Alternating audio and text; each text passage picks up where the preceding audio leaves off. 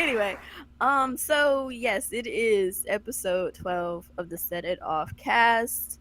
Unfortunately, it looks like it's gonna be two divas today, but we gonna hold it down for y'all. Yeah. So let's just go ahead and do this. So, we have quite a few topics today. I just wanna hold up. I got a problem. Uh-oh, no. Oh, no, we're good. Anyway, so having a moment. So anyway, it's gonna be myself, which I am Coupon Strives, your gaming diva, and we have Nia, the video gamer. Go ahead and introduce yourself. What is up, everybody? It's your girl, Nia, the video game. Her, y'all know me. Me and Coupon, we finna hold this joint down. Let's go. Episode number Let 12. That's what's up. That's what's up. So we had some glitches last week, and I do want to apologize for that to let you guys know. But this week it looks like things are going good. Had little hiccups here and there. It's just me and Nia, as you can see. I believe the other ladies might be popping in as they come. Meek, thanks for giving me a heads up. She's working, getting that money. That's Getting what's that up. money. So it is what it is. But before we get started with our topics, I just wanted to give a quick shout out to B Shadow Gaming. I just watched his video he was telling us about his incident with his stroke. I just want to let him know, hey, we got you, homie. I'm Yeah. glad you're doing good. I'm glad you're okay. Keep your health up, and just wanted to let you know that we out here. We got your back. So Yeah. Shout outs to B uh, Shadows Gaming. Those of you guys out there that know him, go show the man some love, man. He's had a yeah. rough couple of days, you know what I'm saying? Hmm. So show him some Yeah. love. If you don't know him, go get to know him. He's a cool cat, you know what I'm saying? Just like Coupon said, B Shadows, please take care of yourself, sir. We need people Yeah. like you in the community to hold it Yeah. down. So you know what I'm saying? Get your rest up, do what you gotta do, and keep doing what you're doing, man. We Yeah. need you here. So take care of yourself. Yep. So we just want to get that out there. And on another note, we just want to give a moment of silence to the Prince himself. It is a very sad to find out that Prince has passed away. So I just wanted to kind of give a quick little moment of silence because that was my dude. I love his music. So much respect, much respect. So there you have it. So I just want to give those two shout outs real quick. So let's go ahead and get into our first topic of this evening. Hello everybody in the chat there. Our first topic today is actually the grand opening of the National Video Game Museum. Recently, the town of Frisco, Texas has agreed to be the home of the National Video Game Museum, which is open to the public, and it opened on April 2nd of this year. This article will look at the museum itself, some of its features, and how the idea came up, and more. And as you all know, I do have links to all the articles that I'll be reading today, so you can definitely check it out right now as I speak. I'm going to read this first little bit here just to kind of give you a rundown of what they're about. The announcement that Frisco would host the National Video Game Museum came back in 2014, and finally in mid-2016, it is finally here and ready. The museum is will basically be a giant place for individuals to learn and remember all things gaming. It will be a place where not only the history of gaming will be shown and remembered, but we'll also see where it is heading next and help everyone who comes through become part of the process. On their official website, the individuals behind the National Video Game Museum state their mission and goals with this museum, and they really are quite simple. The mission of this museum is to preserve the history of the video game industry by archiving not only the physical artifacts, but also the information and stories behind its creation.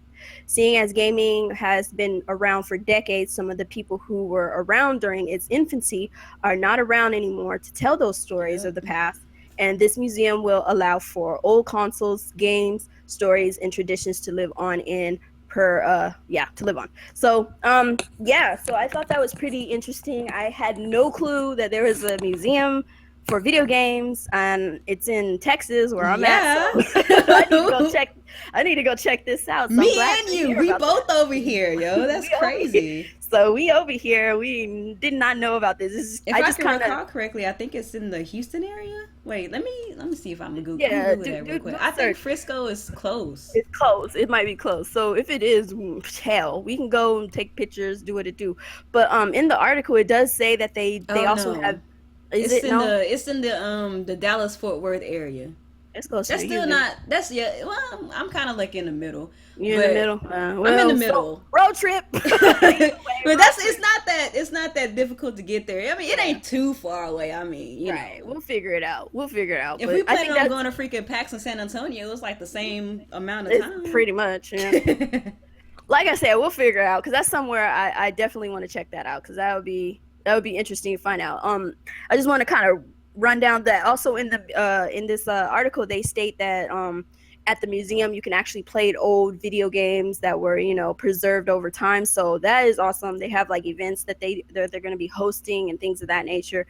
So yeah, check out the article in the description below. Check out all the things they got going on here because this is definitely awesome. And if you live in Texas or nearby or can make the trip, I would advise you to do so. It's definitely always a good idea to check out video game history in the making. I'm glad they got this, so maybe we'll get some Yeah, more museums like this throughout the nation. That would be great. yeah. That would be awesome. That'd That's be pretty awesome. cool. Like, especially for people who like.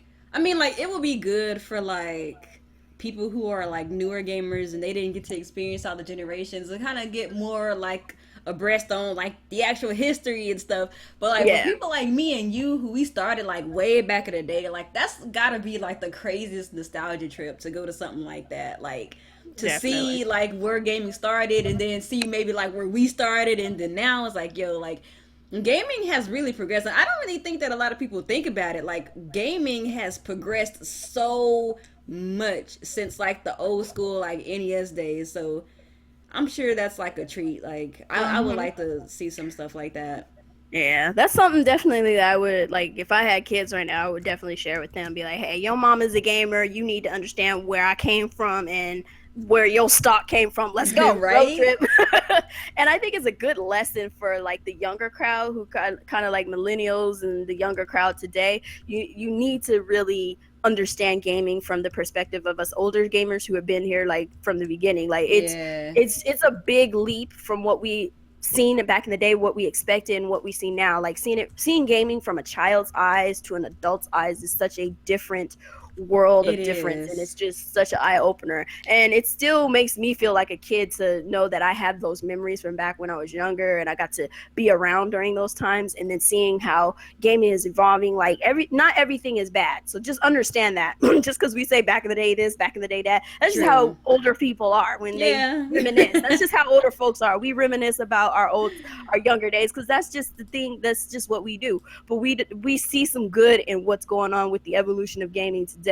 We see that there could be some awesome things in the future for gaming, and we're definitely going to support anything good for gaming. So, but we're not going to sit up here and just sit back and let stuff happen when we're so used to seeing how gaming was great without all this extracurricular crap, just to make extra money in their pockets and Those to take rose the money tinted out of ours.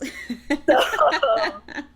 So I'm just saying, go out there, get some knowledge on your history of gaming is all I'm saying. So, got anything else to say about the museum? Maybe you can. learn Well, we're definitely gonna. I'm gonna definitely see it at some point. I'm gonna go check it out because learn these kids and what's going on. That's what they yeah, say. get you some learn. You gonna learn today. You're gonna learn today. All right. Well, I guess we can move on over to the next topic then. GameStop. Dun dun dun. Wait, hold on. What's that? What's that thing that they use for this? Wait, hold on. What is it? Is it this one? No, no. No, it's this one. There we go. There we go. Yes. It's this one. GameStop. GameStop. GameStop starts new publishing arms called GameTrust. Now, isn't that an irony upon ironies for that game for that Game name? Trust. GameTrust by GameStop. Anyway, let's go ahead and read this little article, see what the hell they're talking about. All right, so a few months ago, Insomniac Games surprised the world by unveiling its new game, Song of the Deep, which I plan on checking out, by the way. I have it pre-ordered already. Yeah. The game in itself was not surprising. What caught everyone off guard was the fact it would be published by GameStop. As crazy as it sounds, it was only the beginning. GameStop announced that it has formed GameTrust, a publishing arm that aims to deliver games that aren't steered by the publisher but by the teams in the studios. Developers such as Ready at Dawn, Tequila Works, and Frozen Byte are the first to sign on with GameTrust. No projects have been announced at this time, but news will be coming soon. GameTrust games will not only be sold at GameStop, but through Xbox Live, Steam, PSN, and other eShops. In a GameSpot interview with GameStop, VP of Internal Development and Diversification, Mark Stanley says, by allowing developers to fully focus on their craft, GameTrust can focus on all other aspects of bringing a new IP to market, leveraging our deep expertise in retail channel leadership to support each developer and connect their games with a broader global audience. At the end of the day, this is an interesting turn of events, and GameStop is in a tough spot with digital game sales increasing year over year. So there you have it. GameStop plans on getting into publishing. What do you think about this? Lord have mercy, Jesus. But I know, right? That name though, because GameStop ain't been trusted in a hot minute, so that's an interesting take. But when you think about it, it could be GameTrust, like you trust somebody, or it could be GameTrust, like a lock or something. You know, like a big. Right. You know what I'm talking about. So anyway, what I think about this is, regardless, I mean, I don't really have any like qualms or anything against GameStop. Like, some people just hate GameStop. Like, I've never been the kind of person that's hate. Like, I don't really care. It's not that deep to me. It's not that deep to me. But I will say that it's actually pretty smart, because you remember, like, some time ago, one of the things that GameStop was kind of complaining about is about how, not GameStop, I'm sorry, but one thing that game publishers were kind of complaining about is about the fact that so many gamers were buying used instead of buying, new games and stuff like that. And as a result, they say that they were losing money on, game sales, and it was going all to freaking, like these third-party sellers like GameStop and these other places. And so GameStop is kind of throwing a little shade. It was like, oh, so you mad? But guess what? We finna start publishing too. So we finna get the money both ways. So if they come and get it at GameStop, and if it's a GameTrust published game, we still getting that money. Yo. Right. I can't even be mad. I mean, they saw a way to wiggle in on the competition, and I don't blame them for it. They're everywhere. As much as people may hate GameStop, when you're looking for games, the bottom line is at some point you'll end up returning to GameStop to get your games. I know there's people who found avenues of getting games cheap, of not having to deal with GameStop, and more power to you. If you can help me out. But at the same time, GameStop is just kind of like, we don't have Hollywood Video, we don't have the Blockbusters and all those type of stores and stuff anymore. And then you got freaking what is it? You got Best Buy, and you got Walmarts and Targets and things, but they don't really deal exclusively in gaming, as you know what I'm saying. So it's like, where do you get your games? So you go back to GameStop, and then you got GameStop in here with the publishing, and it's like they just basically double whammy the whole industry. They're like, well, fuck it then. Y'all don't want to, y'all talking about how we're taking games away from you. I mean, revenue away from you because of our used games. Well, now we're publishing games now. So just deal with it. So I don't know. I think it's a smart move on their part. I mean, I can't be mad at them. I obviously purchased one of their first GameTrust games with the Song of the Deep, which it looks like a beautiful game, by the way. Yeah. I mean, I can't even be mad at them for it. As long as they're making beautiful, decent, nice working games, something with a good story. Like, the whole premise behind that game is, I think one of the one of the guys behind the game, his daughter came up with the idea, and he kind of ran with it. Mm-hmm. So that was kind of like, I think that was the whole premise behind that game and how it came to be. And then they just brought it up to, and GameStop was like, cool, we'll publish it. So, and that's a very different looking type of game from Insomniac too. It's a lot more serious of a tone, Yeah, definitely. Well, I don't know. I guess there are other ones other than Ratchet and Clank aren't super, But I mean, Insomniac is good Insomniac is good with what they do anyway. Like, whether they be serious or they're like quirky and fun, they take they're a developer that seems serious about their work. Yeah, they put a lot of love in it. They definitely put love and blood, sweat, and tears into their stuff. Yeah, so I can't even be mad at them for it. As far as GameStop, I mean, hey, everybody's gonna have their ups and downs with that joint. It is what it is. But if they're Yeah. gonna get into the publishing game, and if they actually do a decent job with their publishing and get some good games on in there, hey, I can't be mad at them either. Can't More be mad games. at it, man. Look. I'm sorry, I'm a gamer. More games means Yeah. more fun for me. That's all I can say. So Yeah, I see, mean, y'all might as well put y'all little bias against GameStop to the side because they getting you into know, it now. So, if they drop one of them, and all it takes is one game for them to drop from one of these developers that come up to them with an idea, be like, hey, this is a game that we want to bring to you. Do you want to take it on? If they yeah, take it on and drop that bomb, it is on like Donkey Kong, literally. that's So funny. That's hey, funny. See, but right now though, it looks like they're really taking on like a lot of indie, people. yeah, I So think that's where they got to start though. You kind of yeah, they're so new to the crowd, so they got to get their feet wet first. But hey, yeah, I think the most interesting thing about this is the fact that these people like Ready at Dawn and Frozen Bite. I'm not really familiar with Tequila Works that they got new stuff mm-mm.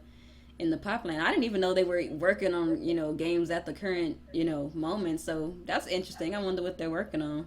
Yeah. So Well, we'll see. But they haven't announced any other games at the time. So I mean, for now, the game to look at right now is Song of the Deep. So I mean, check it out. See if it's something that you guys would like, and go from there. I already pre-ordered it. I think it's $15. Obviously, at GameStop you can pre-order it, and I mean, $15, and it's a physical copy, so that's good at least. yeah, So I don't know. Sounds like a good game. So that's gonna be game, interesting. it's just that name, GameTrust. That's hilarious. It's That almost is, like an oxymoron. yeah, I was like GameStop at GameTrust. What? What? Wait, what? All right, well, GameTrust. That's funny. That is hilarious. That's hilarious. All right, well, we're gonna go on ahead to the next topic unless you have anything else you'd like to Nah. poke at on that. What's the next one? What is this doing here? I'm supposed to be okay. So let me open this up because this thing. What are you doing?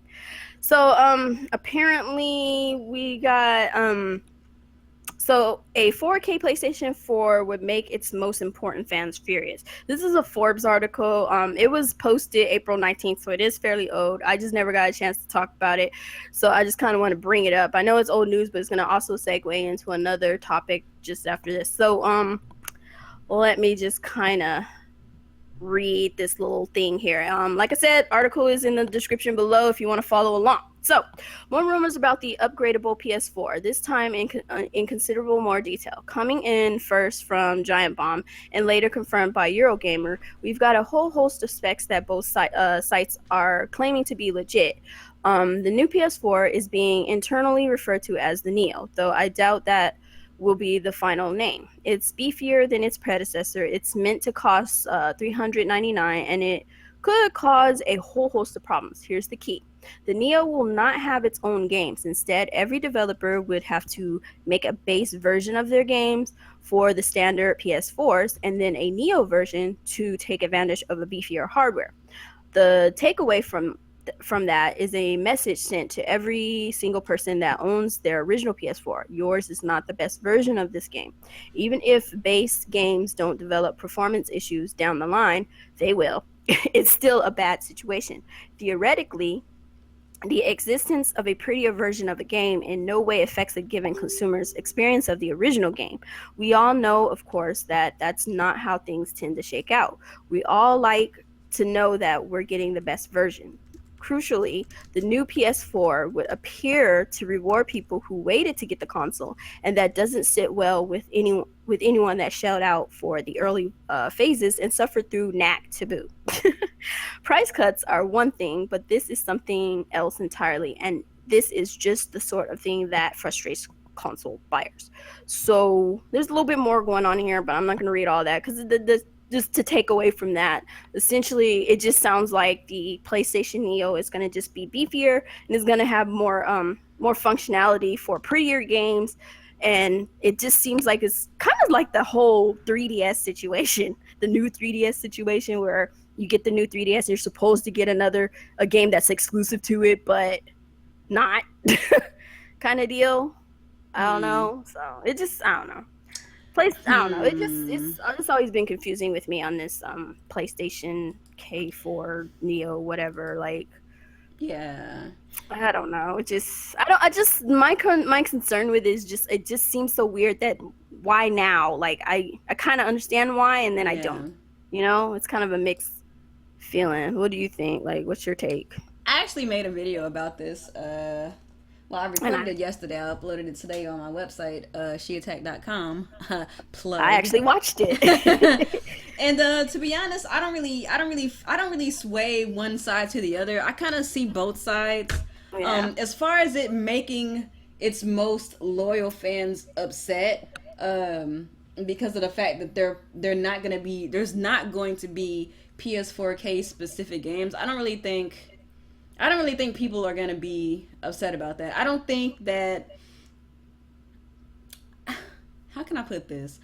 I don't think that people care enough. I think as long as they can Hmm. play whatever games that they already have with higher specs, I think that they'll be okay. Cause like if we were to compare this to the new 3DS, there isn't that many games that Right. even It isn't. utilize the extra processing power of the new 3DS. It's Like like what Xenoblade I 3D, and then it's I think that's it. Xenoblade 3D and the Super Nintendo Virtual Console games, and I think also the Binding of Isaac Rebirth. I think Yeah. those are the only games that take advantage of the other processing power Yeah. of the 3DS, and I don't think anybody cares. They're just like whatever. Yeah. You know, if I have a new 3DS, I'll play them. If I don't Right. have a new 3DS, it's like whatever, right? But then at the same Hmm. time, these aren't really games that people kind of like are like groveling after or coveting or whatever, so maybe that's another thing with it as well. So for like the PS4K, i really I really don't know what to think about it, because it's like it's so different. We haven't seen anything like this before. But one Right. thing that I did kind of think about whenever I was making this video, and I was actually like making the script for the video and trying to get my thoughts together, I feel like people are comparing the PS4K to the new 3DS situation, but in my opinion, I think it's actually a lot more comparable to like Steam machines, if I'm to be honest with you, because the way that consoles are set up these days, they're basically miniature PCs. And Yeah. whenever the PS4K comes out, there's gonna be the original PS4, and then there's gonna be, of course, the PS4 Neo. So you're gonna have two SKUs of the PS4, both having different specifications, right? But they still Hmm. play the same games. Now, if you know anything about Steam machines are essentially the same thing. I think there was like three SKUs when the Steam machine came out, all varying prices See, and but things like that with my different problem with specs. that though is like you got two SKUs for one particular type of game, and are publishers, developers, whatever, really gonna feel like they want to make two versions of the same game? And That's the that's thing. my Yeah, concern that's with the the Neo. thing. It's like after a while they're gonna be like, well, you know what? Who cares about the PlayStation 4? Let's just go with the Neo because it's bigger, it's better. People eventually will come over, and then you Yeah, just essentially screwed the fan base that started, with the PS4. and yeah, and that's where my concern that's where I come right. that's my concern. And Like that literally right. was what I was always Mm-hmm. wondering, is that what they're gonna do? And I understand that point too. And to play devil's advocate, Right. that's the same thing they do with PC games. Like if Yep. you've ever played a game on PC, there's a low option, there's a medium option, there's a high option, there's an ultra high option, right? Right. So I feel that whenever these games come out, there's gonna be something like that. But of course, Yeah. consoles have static specifications. It's not like a PC where you Yeah, have a certain type you of can't, yeah, processor and a you can't certain customize graphics it, card. upgrade it, none of that. But So and that's my thing with it. But as far as the actual games themselves, I don't think it'd be that difficult to make a both for both, because you can just make it to where you can go in and put it on like that's what medium or I was high, thinking. whatever. Yeah, like make the whole Neo version 4K whatever disc, but make it optimizable on, like, when you get to, like, if they put it on a PS4, it'll automatically set to its high settings I'm for the sure that's how it's PS4. gonna work. That's what I was thinking that they Yeah. would do, but with the way that article made it sound, it's Is they like, gonna make oh, two we're, versions? they're going to make two versions, which makes no sense, and that's more Yeah. money for people to be spending. Right. Now see, So if they have to make a whole new game, then that's kind of bogus. that's just But stupid. if it's a situation where you could pop in the game and just like update the settings like you can do like Right. on PC games, then okay, it's like that's a little Right. bit more forgivable, but it just depends Yeah. on how they It just going depends with on how they're it. gonna go about it. Yeah, that's Yeah. my concern. Because if they do the split two disc thing, then I'm sorry, PS4 adapters, early adapters, y'all got screwed. But if they just if it happens to be where it's just one disc that's optimized for the Yeah. PS4K, and it can downscale to whatever for the PS4, then everybody should be fine. And it's really not a big a deal. Right. Because I That's where mean, I'm coming. So. if the technology inside of the current PS4 and the technology inside of the PS4K are essentially similar, well, all it is just a simple setting from whatever regular Right. modes and mode. Okay, whatever. That's like not a big deal. Yeah, that's not a But big deal at at all. the same time, though, it's like I said in my video, it's like if I'm gonna have something that's upgradable, I need it to be customizable. Like Right. I don't want to have a box where the choices are already made like Right, where you for go to the me. store and it's not really a variety of, it's not where like with the computer you can literally you have endless You possibilities of have how you want endless to set your possibilities, yeah. computer up. But a set top box, if it's a customizable set top box, they have various things that you can pick, but it's not limitless because Yeah. it depends on how much they want to spend to produce that upgrade for your set top box. You know what I'm saying? So it's Yeah. like, well, we don't want to spend this much money on this, so we'll make maybe 3 different types of whatever the frick, and you guys can pick between that. And it's like, Right. that's not customizable. That's you telling us what we can buy, what we can and cannot buy for our set top box, as opposed to having, with a PC, there's endless possibilities. You can start from scratch and essentially build Yeah. whatever the hell you want, as opposed to you have this set top box that you buy straight out, and then it has customizable abilities, like with the Elite controller, basically. Yeah. Yeah, it looks pretty. You can customize it, but you can only customize it based on what they give you to customize it with, as opposed to you going to any random stores, picking up pizzas and stuff that can actually be put on there from any kind of any kind of different, Yeah. company or something. So I don't know. Yeah, I mean, I don't know. At the end of the day, this really doesn't We'll affect me see. because It I'm not doesn't, buying. because I'm not buying one. If I'm gonna upgrade anything, I'm just gonna upgrade my PC. And that's just Right, gonna be the right. end of it. That's I'm just not gonna bottom cry line. about something I'm not gonna buy. Yeah, But at the same time, I see both sides. In Yeah. my opinion, I think that consoles, they're gonna be obsolete. they're consoles for a reason, and I think that a part of the reason why Sony is doing this, and a part of the reason why if Yeah. Microsoft continues to go on with their what does they call it, the unified Windows platform, Yeah. where the Xbox One is gonna have upgradable parts and stuff like that. It really just comes down to the point that they weren't able to move fast enough to get these Pretty consoles out, and they're just trying to keep up. They're trying to keep up with Yeah. Keep up with the Joneses. PCs. And in my opinion, I'm like, if that's what you're gonna do, like, just make a platform similar to Steam or something and let me buy your Yeah. games on my PC. But Right. everybody ain't about that PC life and building their own stuff. So, like, I understand if people just want to go out and buy a set box with set space. I mean, there's like That's I said, fine. it's like with the Steam machine. Yeah. There's a market for people with Steam machines, but they particularly don't interest me because I want something that I can do whatever I want with it. I want to be able to choose what processor I want. I want to be able to choose what freaking graphics card I want. I want to be able to choose, like, et cetera, right? Right. So, I don't know. At the end of the day, it's like whatever fits you and your lifestyle, it just is what it is. But I just think it's kind of a lack of foresight, or maybe not putting the money that they probably wanted to initially, just to kind of get these consoles out the door.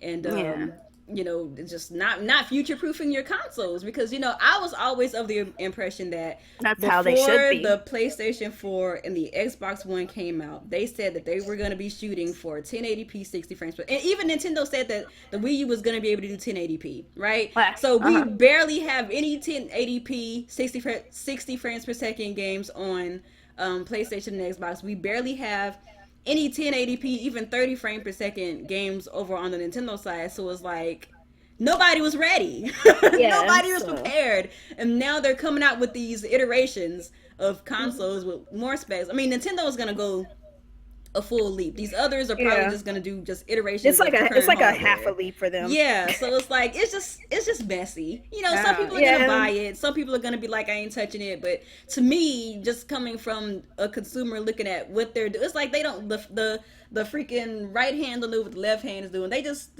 everywhere. I don't know.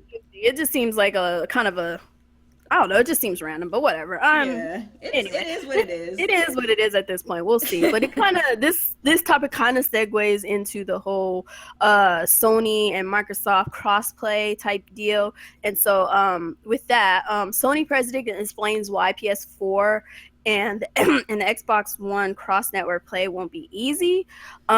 So like during the 2016 Game Developers Conference, Chris Charla, the director of ID at Xbox program, dropped a bombshell announcing that the Xbox One will now support cross network play between different platforms and consoles. Players on the Xbox One and PC will now be able to play against each other in support games, with the possibility of Xbox One players playing against PlayStation 4 players now being on the table. However, don't get excited just yet. When reached for a comment, the president of Sony Worldwide Studios, Shuhei Yoshida, gave a very by-the-book answer. I understand their policies change, right? Yoshida said they're saying they're going to do cross-platform play between Xbox One and PC with some games. We've been doing that with PS3 and PC, PS4 and PC, most recently with Street Fighter V and Rocket League and other games. That's nothing new for us in terms of working with developers and publishers to allow cross-platform play between PC and PS4. An interesting answer, though astute gamers will notice that Yoshida is dodging the question. We already know that the PlayStation 4 and PC support cross-network play, with the question on everyone's mind being, will you play nice with Microsoft and make Xbox One and PlayStation 4 cross-network play a reality? When pressed further by other gaming journalists, outlets, and explicitly asked about cross-network play between the Xbox One and PlayStation 4, Yoshida gave a much more real answer. Because PC is an open platform, it's much more straightforward, Yoshida continued. Connecting two different closed networks is much more complicated, so we have to work with developers and publishers to understand what it is they are trying to accomplish. Yoshida then went on to explain that even if the technical aspects were worked out, there are business aspects which need to be taken into account as well. We also have to look at the technical aspects, he said, and the technical aspect could be the easiest. We also have to look at policy issues and business issues as well. Taking at face value, it appears that even if Sony figured out the technical aspect of cross-network play between the Xbox One and PlayStation 4, the business aspect may stop Sony from implementing it into their console.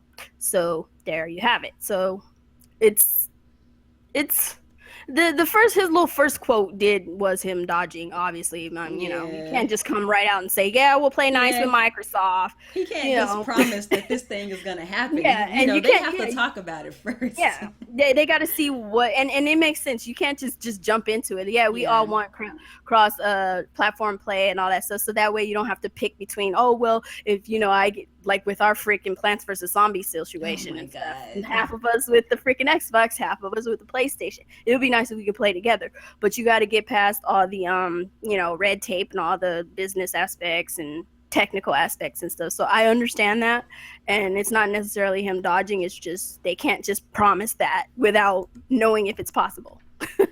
But at the same time, are they actually going to play nice and be like, look, this could be it, because it could be lucrative for everyone, quite frankly. It could, I think. But are they going to play nice? Like, are they going to are they going to break down those walls and be like, look, we have some pretty interesting games that we can put, together? Who's going to have the servers and all this? It's just a lot of convoluted crap.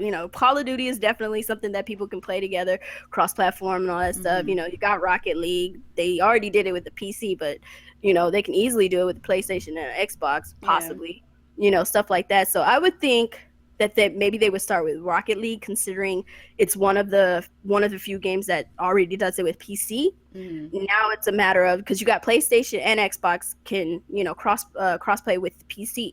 Now it's a matter of getting Xbox and PlayStation cross-platforming with each other, and how does that work? Yeah.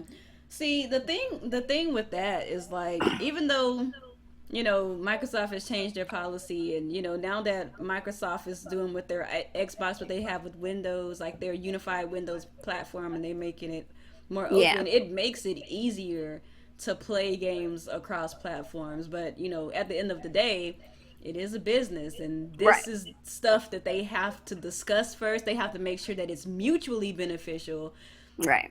Because we have to remember, like, with Sony and Microsoft, a lot of the money that they get in their video game and console divisions comes with like whatever business things that they have going on with these third party Yeah, like developers, because contracts or these third whatnot. party people make up at least like 85% of their libraries. So they're gonna want to make sure that this They not only helps them make money, or it doesn't make them lose any money. At the very least, right, Microsoft has to make sure that it's not going to lose them money, and the parties involved, if the third party developers decided to jump on board with this, aside from the Rocket League developers, that it right, all has to be mutually beneficial for everybody. Because yeah, we do have that situation, like how with that situation with Plants vs Zombies, a lot of us have multiple consoles, and as a result, a lot of the time we'll double dip and right. we'll buy multiple copies of the same game for different platforms, and I'm pretty sure that's making somebody out there a whole hell of a lot of money. Yeah, so the whole And so cost, if you so cut that down to where right, only people are only buying one version of a game just so they could play it on their platform of choice with a friend on their platform of choice, that's kind of taking out some of that money a little bit. I don't think that we're the rule. I don't think that everybody and your mama's out there double dipping, but right. some people do.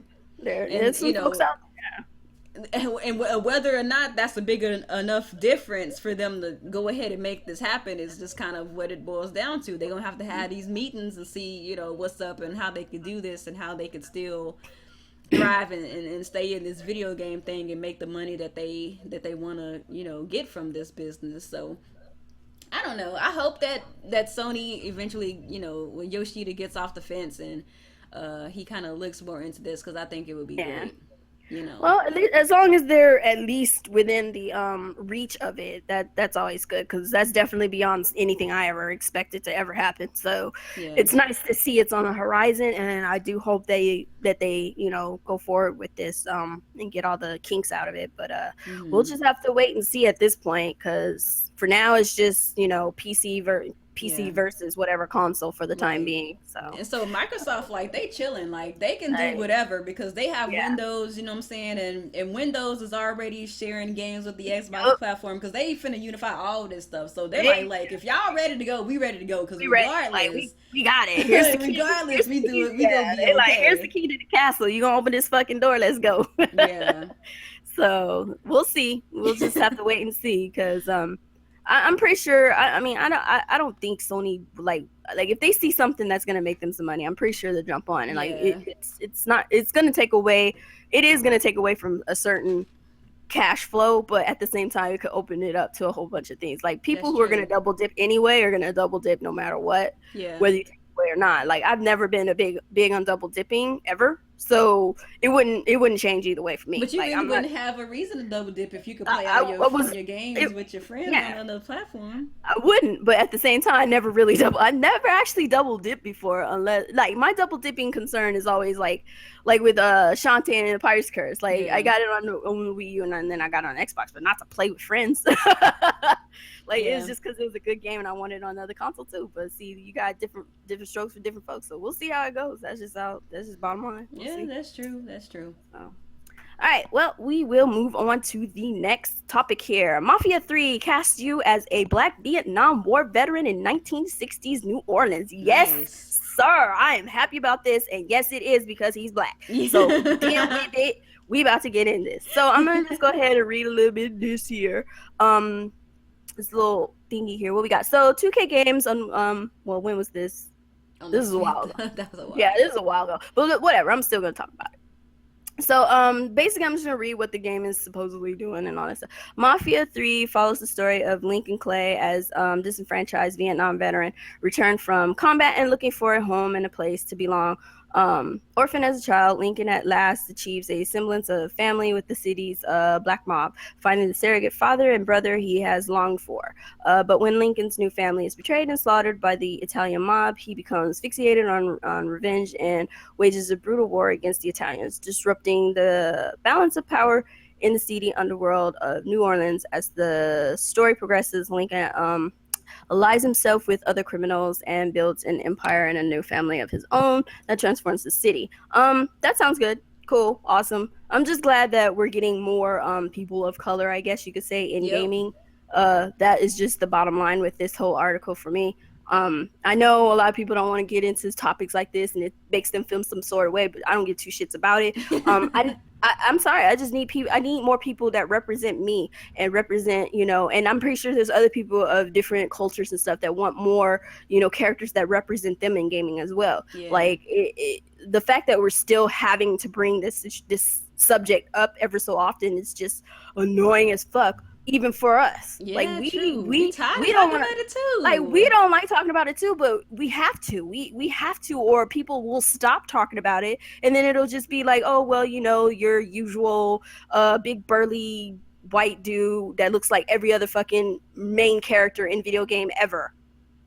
Like, not too long ago, there were guys screaming and crying literally on the internet because they had to play as a female, and that shit made me laugh. That was hilarious. That shit made me laugh. They were fucking flipping out because it was like a randomizer in the video game, and 9 times out of 10, you were gonna be picked as a female, and half of the dudes out there were crying about that.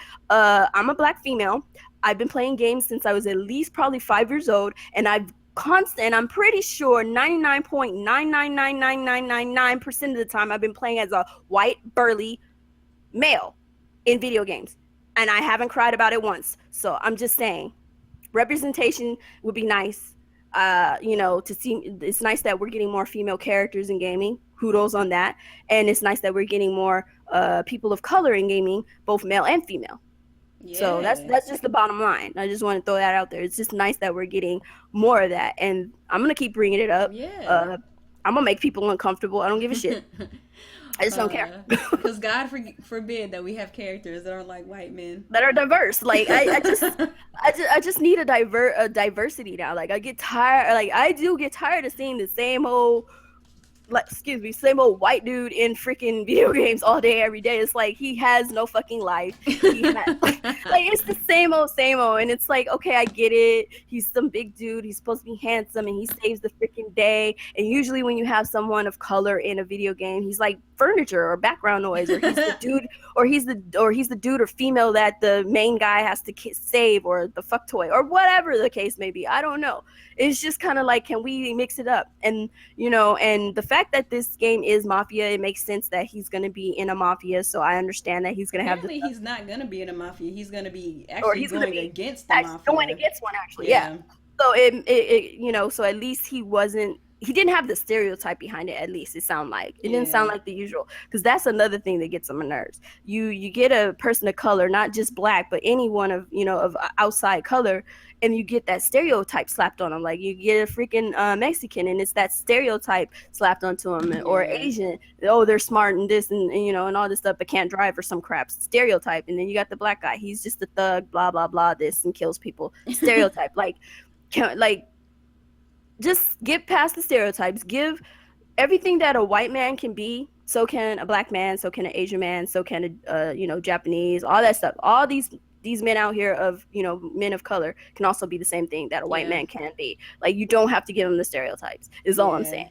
And same thing with the females. Like, she doesn't have to wear less to have more power in a video game. Like, that's always been the funniest shit to me. Like, oh well, how does this make sense? You put her in this armor. I'm like, armor? What armor? She's got a freaking like a little thing over her nipples. Like, she's got her freaking paste. Like, she got like a pasty. Yeah, she got a pasty on and a piece of string on her tata on her freaking snatch sack. Like, no, this is not okay. But at the same time, growing up seeing this and playing these type of characters, it hasn't been a big concern, and it hasn't been that big an issue. But at the same time, I'm not going to ignore it either. Yeah. And that's just where I'm coming from. So just throw that out there for all you uncomfortable peoples out there. And we probably lost like 15,000 viewers right now. It's always people. They don't like these topics. They always get so butthurt. Oh, well, why is it I always got it? Cause until we actually really abolish this whole stereotype and this whole thing, this white supremacy bullshit with the world in general, like it's all over the world. The whole fucking world is infested with this shit, and you know what? It sucks. It really fucking sucks. So I'm gonna keep bringing it up until we get rid of it. Once it's gone, guess what? I'll stop talking about it. Until then, oh well. So if you know a way to stop that shit, let me know. I'm on board. Let's do it. So That's all it is to that's all there. it. That's all she wrote. So you got anything on that? Like as far as that? Nah, it's always good to see more diversity. I can't wait until the day when women stops being synonymous with white women, because Right. there could be black women, there could be Right. Latina women, there could be Asian women. We women too. White women ain't just women. So Right. every Oh, time you see somebody petitioning for women in games, they're always it's talking about white like women. it's so weird. It's like from the standpoint of a black woman. Obviously, we're black women. All we hear is the standpoint is like when people are talking about women, we automatically assume it's a white woman. And then it goes down from there. And then we're at the Yeah. bottom of the fucking barrel and it sucks. It is what it That's is. just the reality. It's It real. sucks. It's We deal with this real. shit. It's fucking real. We do this shit every day, all day. We're not women to most men and most women out there. We're not women. Basically, we We're just in not the even background. people. We're just there. Yep. And it fucking sucks. We don't So exist. speaking of people of color, we can kind of segue into the next topic, um Slide to the left. which is Scarlett Johansson, casted as Ghost in the Shell. The yeah. So we already know. We all know. I'm just gonna read this little thing right here. So based on the wait, hold on, where am I at? Okay, the Western adaptation of the anime awesomeness that is Ghost in the Shell has officially entered production with its first still from the film. Scarlett Johansson is busting out of her Black Widow catsuit, but still proving she's a stone cold killer by bringing this comic book series to life. Filming has begun in Wellington, New Zealand, with Snow White and the Huntsman's Rupert Sanders at the helm. The first release image shows us Johansson, Major Motoko Kusanagi, the protagonist of the film, and a one-of-a-kind human-cyborg hybrid. Her role in the series is to stop a Terminator-esque future dominated by robots and cybernetics. Based on the famous Kodansha series by Masamune Shiro and originally published as a seinen manga series, Ghost in the Shell is set in a cyberpunk version of the 21st century and the fictional Japanese city of Nihama, aka the Newport City. Nihama is policed by a Public Security Section 9, an elite team of former military officers and police detectives that is led by Kusanagi. Yeah, considering that they have a large cast. Their cast is largely international. Like they literally have people from all over the world in this cast.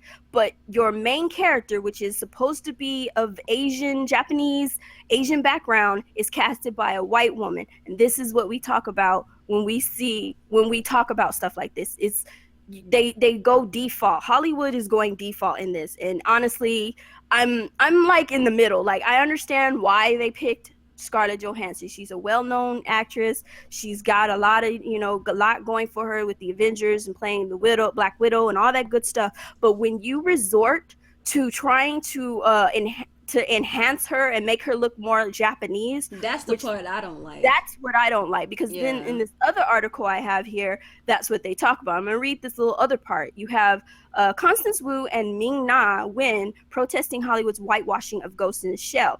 A lot of people's visions of who they think looks like their hero is rooted in Semitic racism. So when the first photo of Scarlett Johansson as the star of Ghost in the Shell dropped online on Thursday, fans of the beloved manga series took to Twitter in outrage. They denounced Hollywood for casting a white actor as a Japanese character from a distinctly Japanese narrative. Their anger was further fueled after it was reported that the film's producers tested visual effects on Johansson that would make her appear more Asian. Among those who spoke out on Twitter were fresh off the boat actor Constance Wu and Agents of S.H.I.E.L.D. star Ming-Na Wen. And during a panel on Saturday at the Committee of 100 conference in Los Angeles, Wu slammed those reported attempts at altering Johansson's appearance, calling the alleged acts heinous. Altering a white actor's features to appear more Asian, Wu said, reduces our race and our ethnicity down to mere physical appearance. And as we all know, our ethnicity, our races, and our culture are so much deeper than how we friggin' look. Girl, you better preach, girl. She is right. And Preach. I'm just sorry, that shit is retarded to me. So you casted her like if my thing is if you plan on doing a Western adoption of a Japanese manga, anime, whatever production, and you cast a white woman in that role, why would you even waste your time trying to visually make her Asian? That is Ugh, just insulting. that Just is go the cast an Asian. worst. That is Just the go fucking cast an worst. Asian. Like That what is the the fuck? worst. And you know, the worst part about it is through all of this, there were so many people saying things like, oh, well, who wants to see some whack ass no name Asian lady play this role? Like, do you realize that that's the problem? We don't Well, have any well known, bankable Asian yeah, actors and because nobody's. actresses in cinema because Well, nobody's giving them a freaking chance because we still doing stuff like this, but we want to try to erase these people from freaking. okay, but I'm here's always another of the question. opinion. Go ahead. Here's another question. Who the fuck knew who Scarlett Johansson was Before 15 somebody gave her a before chance. somebody gave her a fucking chance, whatever the fuck years ago? Nobody. They had to give her a fucking chance, but because she is white, and I'm sorry it is, you can get an attitude all day, but because she is white, and maybe she knew some connections, or whatever the fucking case may be, she got a chance, she got her hit, and she's making big now. And now they're Yeah. using her face to get a underrated, anime, a manga, whatever, on the charts. And I understand why they cast her. I'm not against her. I ain't Yeah, mad at Scarlet is her. the bae. Like, Scarlett I is the like bae. Like, Scarlet. she's But come awesome as hell. on. But this was the choice of the producers and the people behind the scenes to cast her. First of Yeah. all, then to try to enhance her to look like a that Japanese woman. that Like ticked me what? that ticked me off because I was already kind of on the fence about this because I know people who have Yeah, actually watched the anime and they say actually in the anime she does take on she the does. body Yeah, of a white woman and it's she like does. okay, Yeah, I can't dispute that, but the fact that they tried to make this chick look Asian, it's like first of all, did the director even know that this chick took on the appearance of a white woman, or they just putting Scarlet in there as the quote unquote default? right. Like I'm so sick of Yeah, these people treating like white people like the default humans. It's like, bro, like first of all, it's disrespectful to white people because you're making it seem like white people don't have a culture, white people don't have an identity, and then not right. only that, you're making other cultures invisible and things that are a part of the narrative of their culture. And like Right. my thing with that is a lot of people are like, oh, it's a big deal, it's just a movie, it's just a character, it's fictional, and Yeah, we that's get it. true. We I get get it, it, but but I'm still. of the opinion that a creator, in this case being a director, a producer, the casting Right. crew, a creator's vision is based on their world view. View. And if you Yeah. have a world view that eliminates people of color, that is a problem. That means you're ignorant. I hate to say it, but it means you're You ignorant. are. And it means that in your minds that no other We people don't other than exist. white People people of don't color don't exist. exist. It's just Yep. that's just what it is. And a lot of people don't want to believe it, but people's And worldview directly contributes to racist ideals in society. Art imitates life and vice versa. It is what it is. People Right. act like it's just entertainment, and it's entertainment, that's fine. But your worldview plays a very big part on the way that you view and treat people that are basically invisible to you.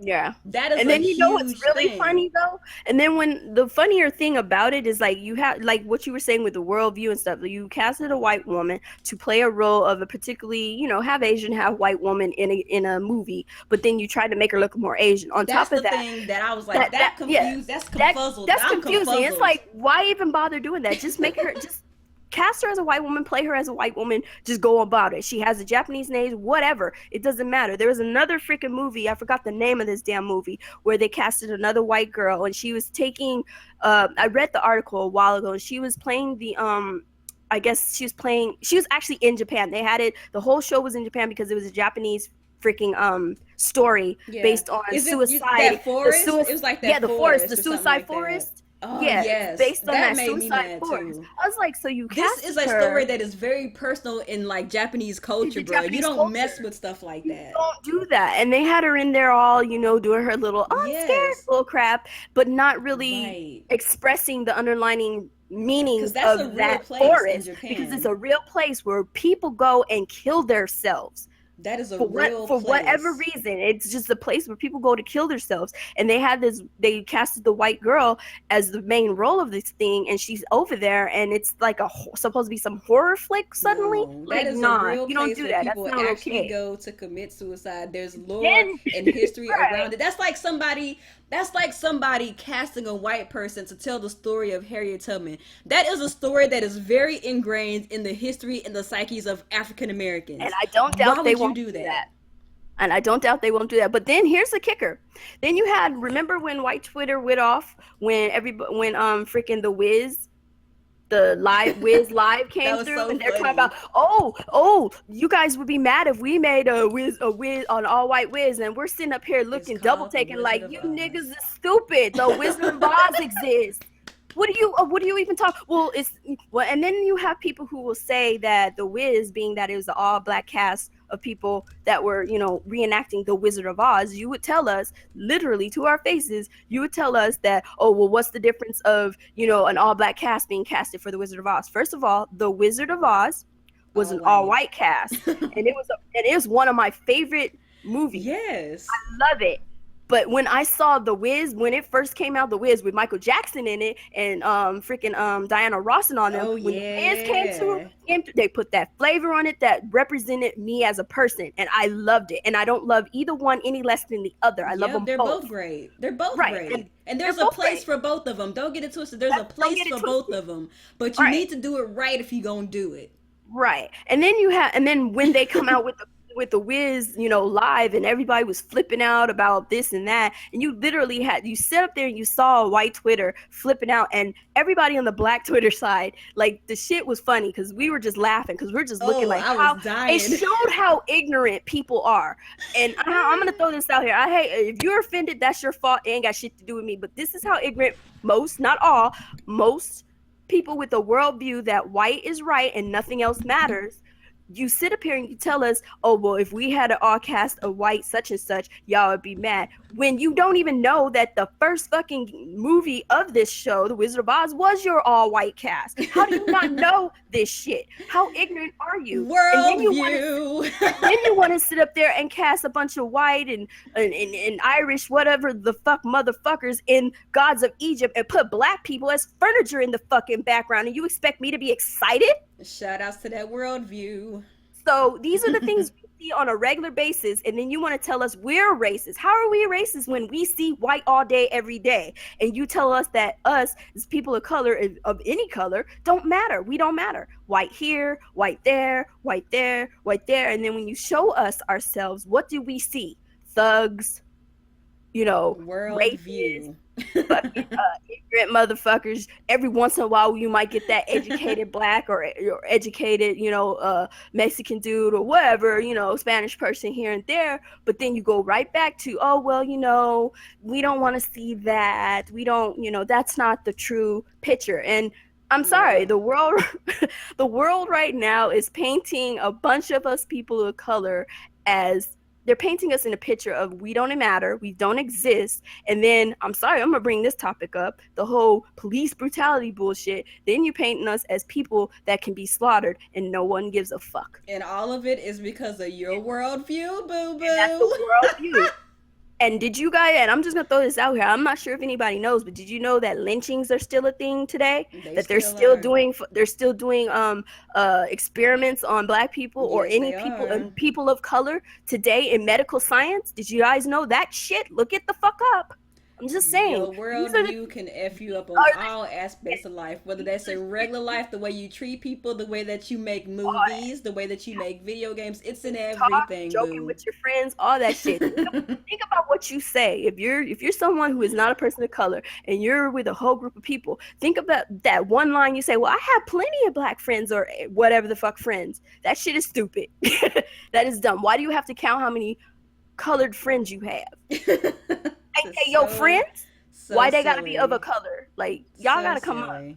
I'm just saying, our generation, we need y'all motherfuckers to open your damn eyes and pay attention to this world view, because it's everywhere. This white supremacy is a world thing. It's not about racism as an individual. It's about a systematic It's a bullfuckery. It's systematic systematic bullfuckery problem. that started from a long time ago and it started with slavery, and not just of black And it's people, still just here. people in general that were not of the same status quo of people who consider themselves superior. And that's And just it's what the fuck it is. still here, boo. And the It's bottom line, still The funniest Here. thing about this whole kicker, the biggest joke of it all, is that the people who have this fear behind people of color on a general basis, they don't understand that us, the black people at least, us as black people, most of the time don't fucking care. We just want to be left the fuck Just alone. leave us alone, please. That's all we want. Like But you, I would rather you leave me alone than paint me with your brush of your worldview. Like yeah, I like would just rather you, like, you know, like people are screaming all day about how they want diversity in media. I would rather you leave us out than just f it let us up. make like just Just leave no. like don't even make our own shit. Let us make our Let own us shit. make That's our my thing. own. But the problem is we're not out there in order to do that. We're not Yeah, we out got there to get in out video. there. We got to get out there. We're not in video games. We're not in movies. We're not like we when we try to get out there, then you got that whole I like to call it a conspiracy thing going on because it pretty much is, and it probably is true. But then you got that whole thing. You got freaking Michael Jackson dying suspiciously for whatever reason after he gets half a Sony or whatever the fuck. Then you got freaking Cosby. He's suddenly accused of all kinds of rapage and whatever the fuck I after don't know. years later. That But was questionable. you I know can't speak that, on that was that. very questionable. No, I think he probably did some of that stuff. He did some stuff. To the degree of He what did some I stuff think with he some of did do them. some stuff though, because He did like some stuff with some of them, but I don't think all of them hoes was on the I don't fucking think train. all of, but I do think he did some of it, and I'm But not that gonna paint whole him as an setup, innocent party because I don't no, think that he is. But nobody's innocent. Everybody did something. Like he fucked some bitches, I'm sure, and he probably put some shit in their I'm drink. sure. But at the same time, Too statute of fun. limitation, boo boo. And at the bottom line, that shit was set up to fuck his legacy No, up. Bottom I line. can't rock with that. So hey, I'm always but gonna be on the side of the people who were victimized, but we hey, different on but that. But true, we are. And I like my thing is like there are certain women that actually had a true story that I could vouch for, but them other hoes, there's some other them other little chicks weren't right. Their story was all over the place, and those were the ones that I wasn't happy about, and I don't understand why they were in the mix. Now the girls who came forward and had to say what they had to say, cool, I'm with them. But them other chicks, like I said, if you look into it more, you'll see the other chicks who came out of nowhere. And you're just like, why are y'all here? Like this has nothing to do with you. And it was a lot of legacy crap. But at the same time, his legacy is screwed. It is what it is. And I've just seen a constant trend of a lot of our people's legacies getting screwed. Maybe because they did some stupid shit back in the day, and maybe because they deserved it. I don't know, whatever, but it just sucks. And it's just, I'd rather our people get more into doing what they need to do to kind of tell our story from our point of view, because yeah, ain't like you can't tell. that's You why it's can't, important to have yeah, like people like Ming-Na and yeah. Speaking Constance out, I'm Wu glad like they did. speaking out, and like maybe I'm they need glad to collaborate and do some stuff and do something for the Asian sisters out there because ain't nobody else finna do it for them. That's for damn sure. But So it just kind of sucks though that you casted this chick, and then you try to enhance her and make her look like something she isn't, yeah, when you could have just casted an Asian woman. And bottom line, that yeah, done deal. I know we yeah, don't know a lot of Asian actors and actresses, but that's how you can learn them. That would yeah, have been this is a perfect avenue for it. Hey, you got and you know what really irritates me about the whole thing is the casting is so diverse, but you stopped at the main character. What? yeah. What? You have a divert like motherfucker from Zimbabwe is up in there. What? They got a motherfucker from Zimbabwe. Why is he there? But I'm not mad about it. It's just you see how diverse it is. You got people from all over the world. But they went with safe. But then they went with a white. Safe.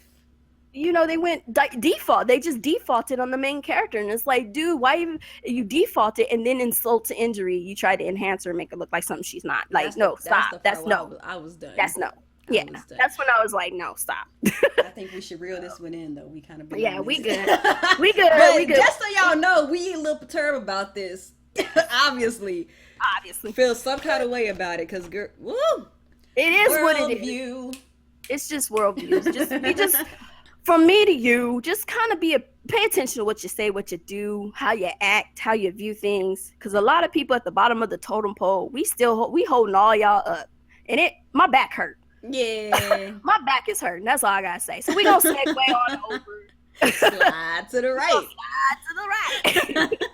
And we got some announcements we gonna throw out there real quick. So Microsoft is the whole team production of the Xbox 360, which makes sense considering y'all should have kind of moved over by now. And yeah, I was actually kind of surprised to hear this news. It's like It just It's stopped? like, it Like, just what? now stopped. Like y'all ain't did that already.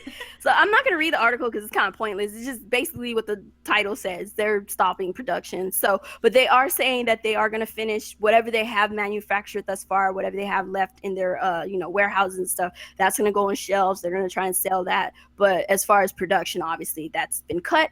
So that makes sense. Whatever games they still have coming to the coming to that 360, it's still going to come, but for the most part they don't plan on really producing any more games for the Xbox 360. So RIP 360. I've never really had one. I played you like suck. Halo 4 and like Lego Batman 2, and like that was Right. my 360 experience. That's about it. I'm sorry, I don't have anything to say. So moment of silence for the 360. Not the crickets. The crickets, yes. All right, Oh so slide to the left. Yes. Horizon Zero Dawn release date, PS4 update on 2017 launch details. What? So Guerrilla Games' upcoming PS4 title won't launch until early next year. That, according to new reports this week. An online source claims that the game won't be released until 2017 and could mean it will be include the Neo mode compatibility with the PS4, 4K, whatever the fuck. So, I mean, whatever. So they're delaying the game. I'm sorry. Go ahead. Go ahead. No, go. I was gonna say I like the idea of Horizon. I can wait. Like that's one of those kind of games. Like I just want them to get it right. Like get it right. Me too.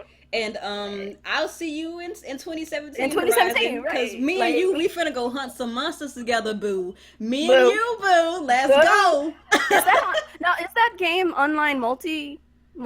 Like no, it's single player. This thing. Oh, I wish they would make it. I wish they would make it online. That it would was be online. So lit. Oh my god! If it happened, go hunt make them that big old announcement, dinos together, bro. I'm just saying, if they make that announcement, me and you, Nia, me and you. Yes. Oh my god! Don't even get me excited for something that might not even happen. Because I actually think that freaking Guerrilla Games is actually trying to focus on a single player aspect, and I'm okay with that because this game looks so good. I am too. So my thing is, delay is not that big a deal. If they decide to make a Neo version, we don't even know about the freaking PS4 Neo or whatever, so I don't really care about all that. But as far as delaying it for the current PS4 or whatever and making sure everything's good to go, that single player mode is on point, and if they decide to put some online mode, first focus on single player. Yeah, that's just icing on top of the cake at that point. Yeah, like focus on that, and if you don't have time for online, that's fine, it's cool. But if you manage to finish the single player mode and you can do some online, by all means go for it, because I would love to do that. That would be fun, fucking up some dinosaurs with you, Nia. I'm saying. No, and here's the thing, they not just dinosaurs, bro. They're dinosaurs with like robot parts. Like it is so crazy. Like, yo, I love it. I love it. Yes. I love it. Like when I first saw that, I was like, "Are you fucking shitting me? I gotta fight that big piece of shit." What? That's kind of like how when we first started playing Xenoblade, we saw these big old monsters. It's like, oh my god, what is that? It literally feels like Xenoblade all over. It's just like a more mature version of Xenoblade in a sense. I would love it. Oh my god, I'm looking forward to it. So. I can wait till 2017 because I know that game is gonna be. And we still got Scalebound for 2017 as well. So I'm just like, hey, it's fine. Go ahead. The game is gonna be thebomb.com. I can wait. Lots of dinosaurs next year. Yeah, true. Or dragons, Scalebound. You right. Scalebound got dragons, and then this got dinosaur mecha dinosaurs. So yeah, I'm cool with it. That's cool. So we're gonna segue over to Mirror's Edge. Catalyst has been delayed until June. The Return of Faith will have to wait just a little bit longer. EA announced that the next game in the Mirror's Edge franchise has been delayed until June. Yeah, I'm not really gonna read all that. It's been delayed till June. Do I care? It's not that big of a delay. It's not that big a deal. It's whatever. It's fine. If they need the extra time to get some, bugs or whatever out of it, that's cool. I'm good with it. It's not that big a deal. And she's still coming this year. Faith, we'll see you in June, boo. We'll see you in June, boo. And I'm glad she is here. Yes, I am. Faith. Yes. I've been looking at some of these betas and stuff. I'm just like, God, where's mine? Yes, that's gonna be good. I'm looking forward to that. So Faith, June, you good? Yeah. So we good with that. That's not a big deal. So Ubisoft is compensating the Division players for all the glitches and bugs, and this is how they're doing it. I don't know. Have you had it? Do you play the game at all? No. I have no interest in that game. No interest. Okay, well, I played the beta. I was like, I didn't care about about that. There's a lot of people seem to be enjoying the game, which I'm glad they are. Yeah. But then you got those folks who apparently had some game breaking bugs, and for their reward in waiting to, I guess Ubisoft is going to do something for them. So I'm going to just read this real quick. Most people are aware of the legion of glitches and bugs that continue to affect the division since release. Some of these allow things like farming bosses and getting into areas you shouldn't, which all in all isn't that bad. However, some also broke players' games or removed their characters entirely, which is actually pretty bad.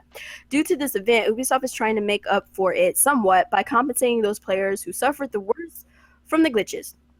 They will receive 500 Phoenix credits and will be awarded 10 of each high-end crafting material to make up for the inconvenience they've experienced. Additionally, every player that will be playing this week will receive 150 Phoenix credits in compensation for the daily challenges, also not updating for their consecutive days. And it's good for Ubisoft to recognize all the problems these glitches have caused, and hopefully the compensation they're offering will ease their ire of some of those who were worst affected. However, Ubisoft are also cracking down hard on those gamers who do choose to exploit the bugs found in the game. It's a little hypocritical considering it's their fault. Gamers are always gonna find ways to exploit bugs. Like that's just what we do. You find a glitch, you find something that gets you ahead in the game, you use it, you do what you do. So I hope I hope that helps some folks. I don't know. I don't have the game. I don't plan on getting it. It wasn't my cup of tea. Yeah, but hopefully really Ubisoft does fix the game. And those of you out there, shout out in the chat. Let us know if you had any game breaking issues, glitches, whatnot, and if this will appease you. I guess. Yeah. Sure. It wouldn't for me. Yeah. So yeah. What about Gears of War? Oh yeah, there we go. We moving on. Yeah, we about to hit this one. Gears of War 4 Ultimate Edition will let you play the game early. It is called a pacifier game. You buy it early for $99. Pacifier game? Like I don't. Let me read this, and let me read this. Like it's like we'll give you this if you buy it early. Hold on, I'm sorry. That was funny. Okay, go on. Okay. Okay, a listing on Xbox.com has revealed that there will be a $100 premium edition of Gears. Just call it what it is, boo. Like it's $100 premium edition of Gears of War 4 called the Gears of War 4 Ultimate Edition. Players will receive the game's season pass and an additional character skin, vintage Dell, for multiplayer by purchasing the digital only bundle. That's not all though, as they'll also gain access to the highly anticipated Xbox One exclusive 4 days before releases. Oh joy! So if you can't possibly wait until October 11th to play, $40 will let you play the game early. Oh wait, the season pass will give players 24 maps, 2 maps per month for the next year, access to an exclusive playlist of upcoming modes and variants, and bounties that will boost the player's XP. That's not all players will get for the third-person shooter, though, as the Vintage VIP pack is also included. This set of 5 digital items will feature a Vintage JD skin and weapon skin for the Gnasher and Drop Shot. Nah. No, thank you. No, thanks. It's nah. Like I will not be purchasing that version of the game. Nah, no. I'm good. And you know what? Like this is part of the problem with pre-ordering and season passes because it's like it's basically an advanced version of bribery to get your money early. Yeah, it's like it is so shady. Hey, it's like, hey, early access, you get this, that, and this. If you buy it early for $40 more,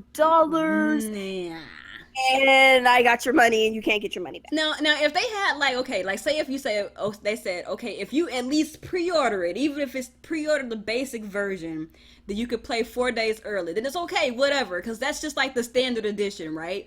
But they want you to pre-order, and they want you to get the season pass for $40, so you could play for 4 days early.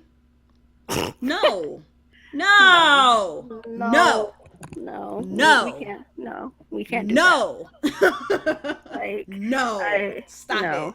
Cut it out. No. and all of it's obviously cash grab. Money.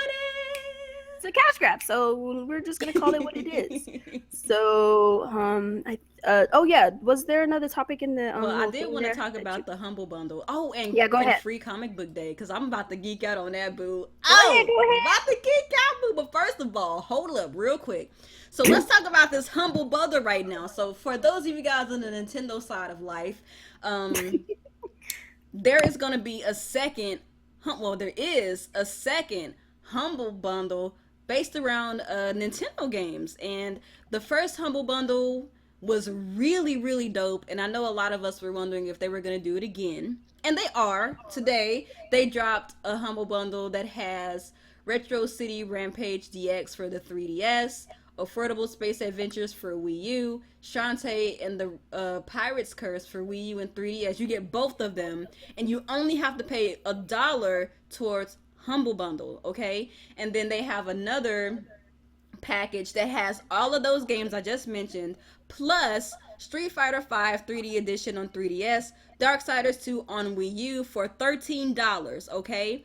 And if you want to get all of this for $13, they got another look. Well, I'm sorry, I should have said this one second. They have another bundle that is $9.70 that includes the games that I mentioned first, plus Freedom Planet on the Wii U, Rhythm Heaven and the Emperor's Treasure on 3DS, Citizens of Earth, both the Wii U and the 3DS version. Oh no, it's either or. I'm sorry, it's either or. It's not the same with Shantae. And then there's gonna be Retro City Rampage DX Nintendo 3DS home menu theme, and you can get all of this for $13.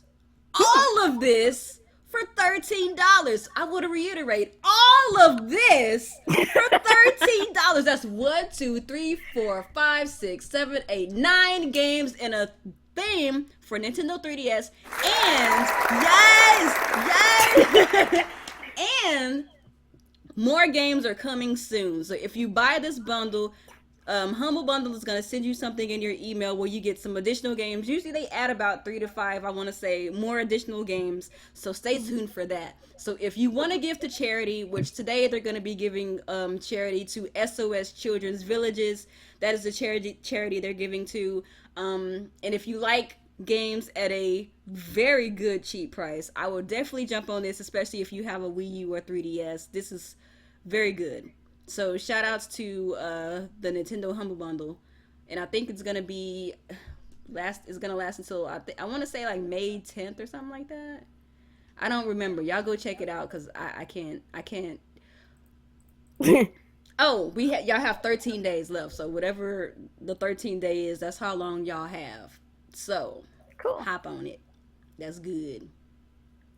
And I wanted to talk about, I almost forgot, Comic Book Day is coming up. Free Comic Book Day. Yay! I'm a newly converted comic book fan. So yes, I'm so excited. Even though Coupon said that they only give like mid-range like comics, but that's okay. It's good. The events are fun because the last time I went to Yeah. one, let me just give me a rundown on my last time. That was my first time doing it because I never heard of no free comic book day. So when I finally went, I went to all the different comic books that I knew. And this was when I was living in Virginia.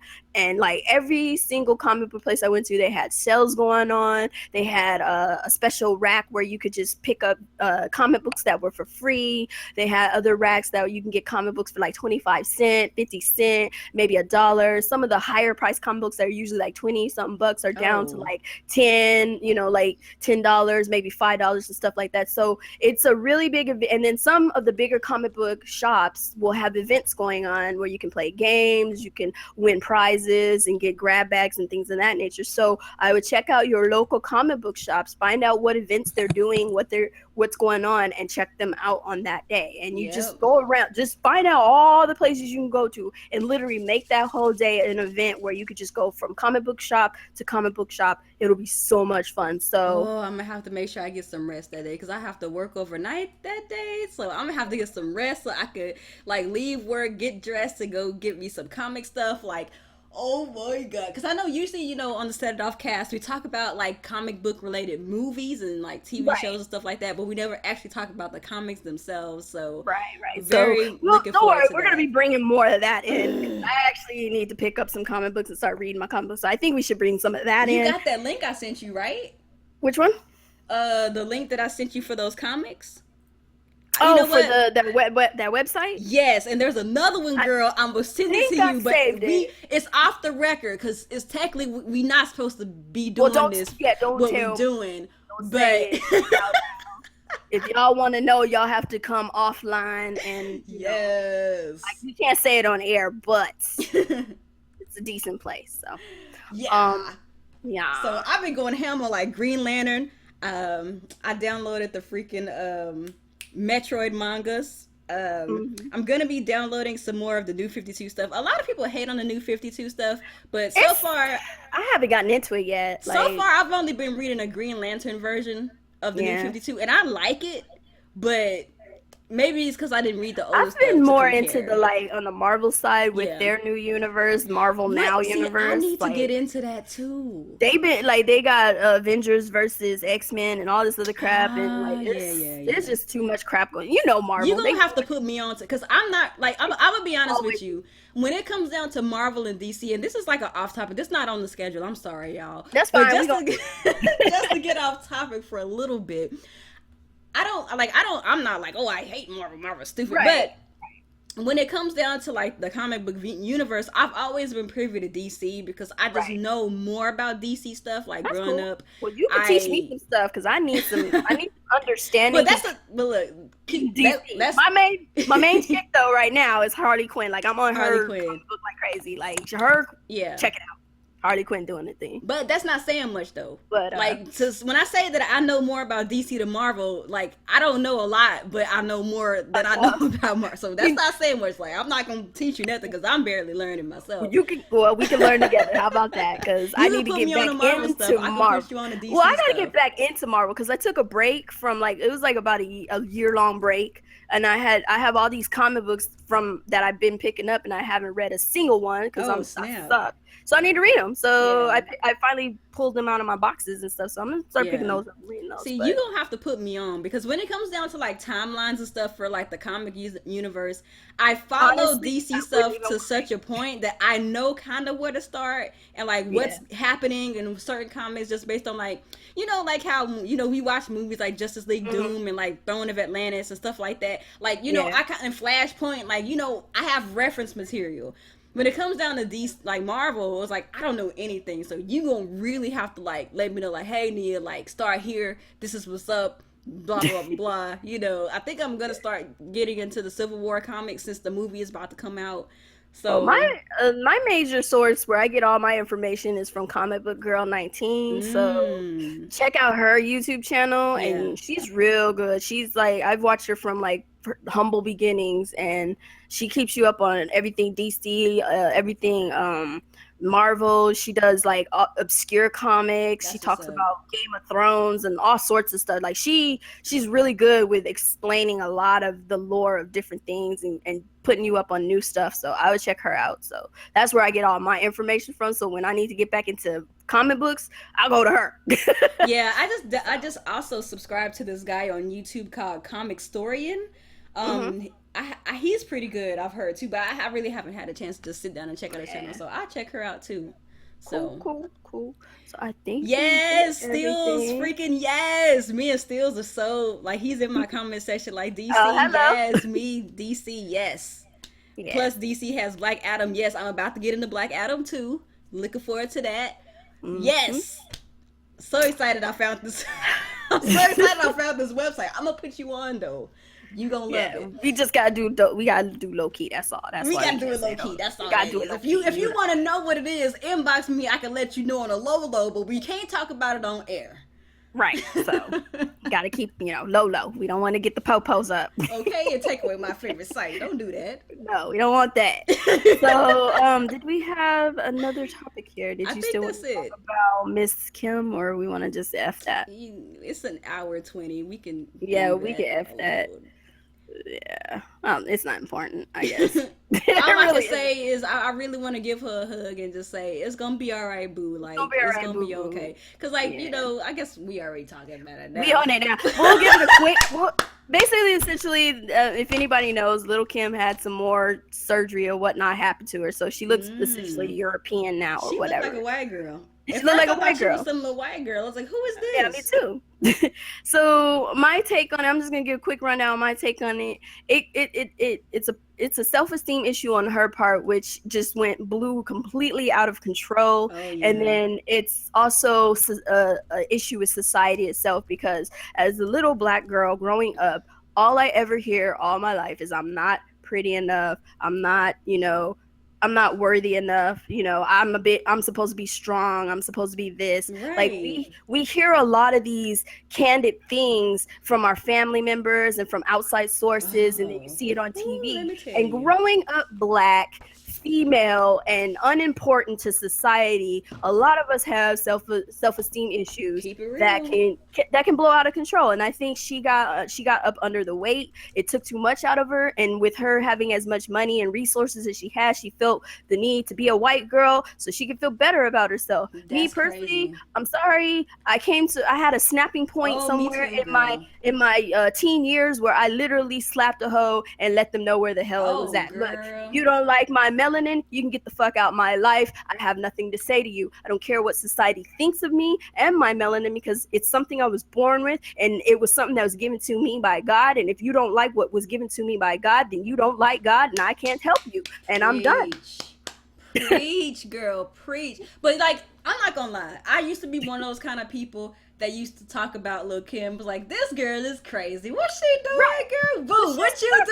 doing, girl? But now, like, when then this new one came up, and she's still getting more surgery. So then I had to think back to myself, like, this is a real problem. Like, home chick really got some deep seated stuff. And like, let's keep it real. Like, kind of like what Coupon was saying, I think that somewhere deep inside of every little Black girl, there's a little Kim part of us somewhere in us that has made Somewhere. us feel like we are not as beautiful, we are not as worthy. We need to just kind of stay to the sideline because don't nobody want us. And even like in this day and age, when it comes down to the dating world, I mean, thank God Mhm. I've met many men that appreciate Black women, but it's a lot of Black men out there that won't even look. They won't even look our way, Right. But get and it's mad when we sad. look somewhere else this way. When we done looking at them and we look outside of the box, they Then want it's to a call us problem. everything under the sun. Well, why you, I guess a traitor and all that. And I'm just like, first of Yeah. all, I don't owe you anything. Yep. And second of all, you already told me in so many ways through society and, in general, you told me that I'm not worth your time. So why should Yep. I be looking at you? Especially And, all and them I'm not saying pictures. all of them, Yeah, not not saying all of all of them, of them, but a good course. portion. We hear it Yeah. we hear it a lot. As much as Yeah. some might think, we hear it almost every day. I know I've heard it almost every fucking Yep. day, and it sucks. And I just came to the understanding that it's going to be something I'm going to hear every day. Do I crumble under the weight of it, or do Nope. I just ignore it? No, I Mm-mm. literally don't give two shits. Yeah. It's sad that we have young Black girls growing up with this all the time, and it's And they sad. and And they feel it could like be this your too. daughter. Just think Yeah. about that. It could be your daughter, your mother, any freaking chick, whatever, that has any kind of melanin in her skin or none or whatever. The things you say can really hurt Yeah. somebody. So be mindful what you say. Be Yep. mindful what you do, and let your little girls know that they are loved, that they are beautiful, so they can go ahead and do what they need to do in society, Exactly. not worry about these dudes out here bringing them down and going to get Right. astronomical surgeries and stuff like that. Is Exactly. retarded. But And think about too, like on social media, you got all these people posting these pictures of like these white girls with like these big old bubble butts. Like, oh yeah, snap, Black girls got competition now. It's like, bro, how much we gotta hear that? Like, how like much are we we gonna have to deal with y'all yeah, saying stuff like that? Like, we not good enough because somebody like with you lighter told skin. us we were a horse for having those big butts and everything, and now that the Uh, white girl has it, it's okay. there you go. But what we were born with, we're It's a whores. But problem. what they had to buy, oh, it's okay. You know what I'm saying? Big Yeah. breasts, big booties, big thighs, all that. We were born with it, but they go and buy it and it's fine. But when we're born with it, fuck us, right? Like It's just skinny, everything is cute until double it's on a black standards. girl. Yeah, Everything is cute until it's on a black girl. That's just what that's it just is. what it is. But So luckily for me and Coupon, we've gotten to such a point that we're like, you know what? We are who we are. If you don't like it, then you know where to go.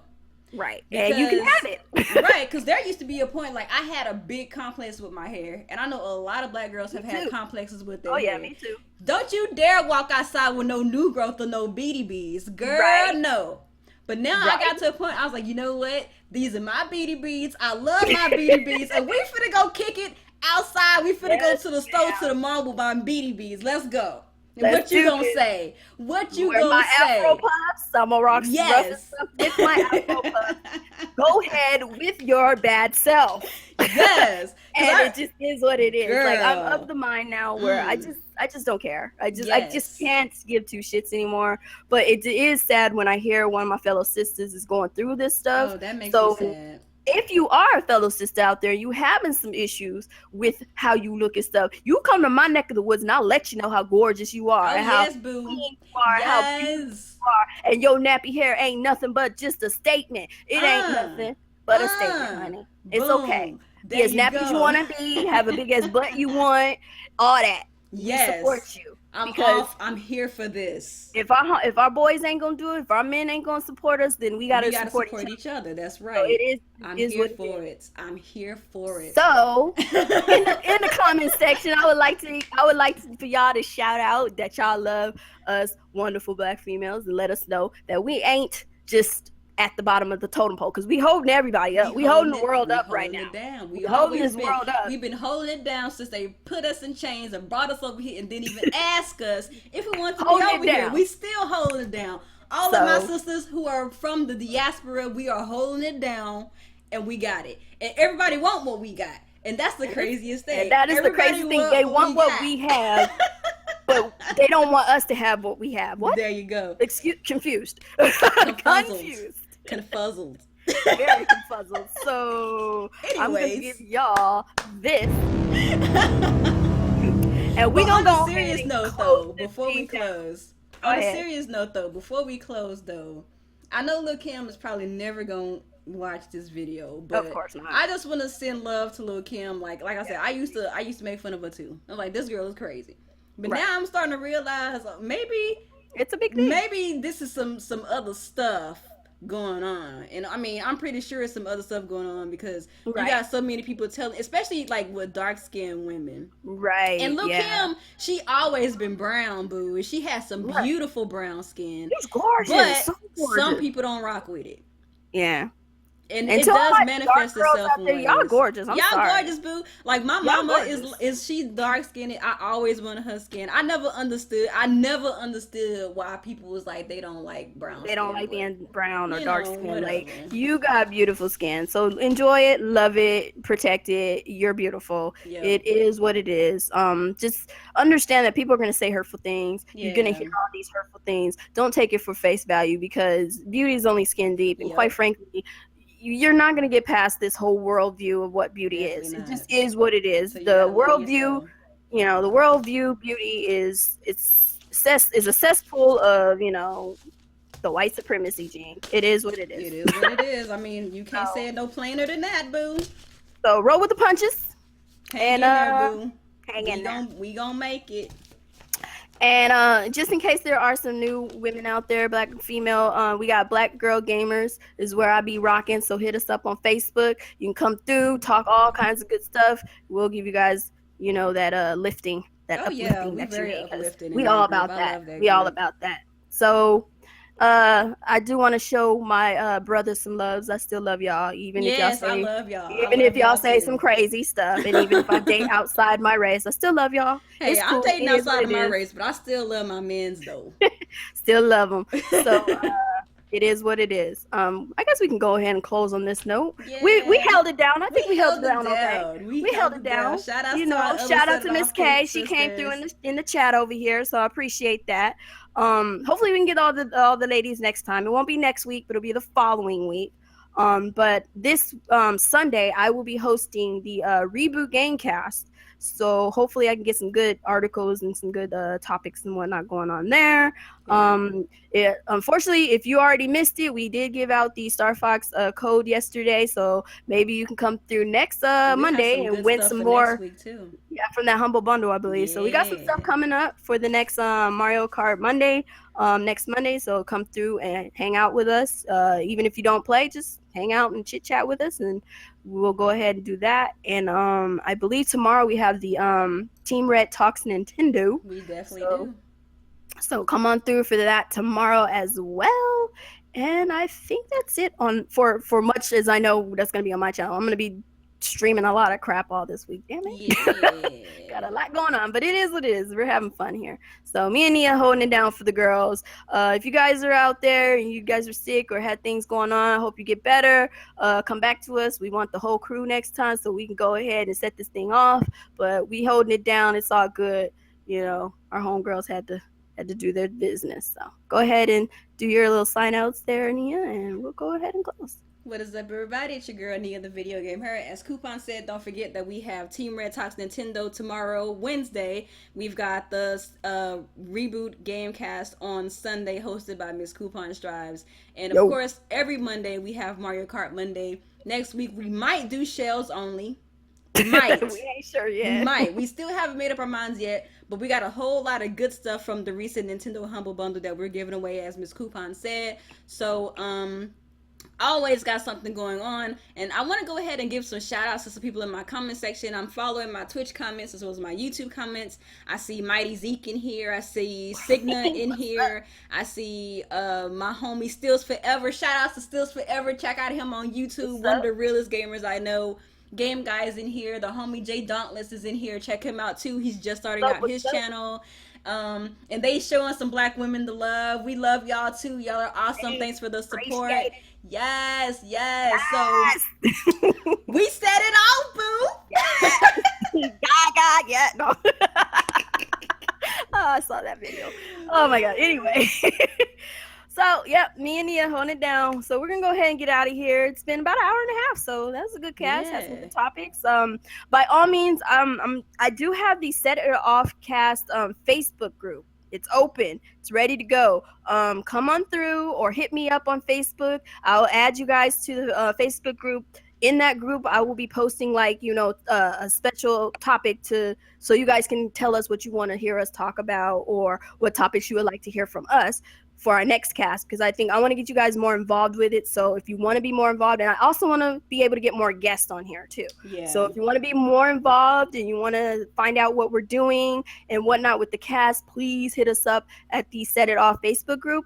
I'll actually have a link to it below in my comments in my description box. Actually, I have to put that in there once we're done here, but go ahead and check that out and come through, and there you have it. So we're gonna go ahead and close out here. Yay! And we will see you guys later. Peace.